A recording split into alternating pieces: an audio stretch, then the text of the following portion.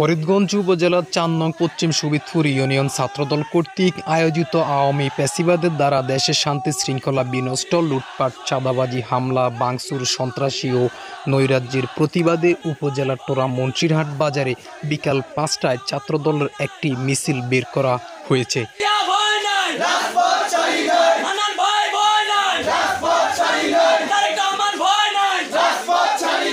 মিছিলটি ওয়াবদা রাস্তা থেকে শুরু হয়ে মুন্সিরহাট স্কুল গেট পর্যন্ত যায়, সেখান থেকে আবারও ওয়াবদা রাস্তা এসে শেষ হয়।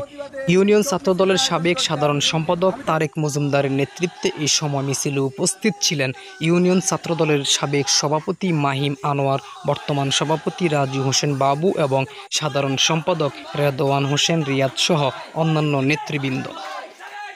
বিএনপি ছাত্রদল এবং অঙ্গ সংগঠনের নেতৃবৃন্দ কর্তৃক আয়োজিত আজকের এই চাঁদাবাজ এবং নৈরাজ্যের প্রতিবাদে বিক্ষোভ মিছিলের আয়োজন করছেন, আমি তাদেরকে ধন্যবাদ জানাই।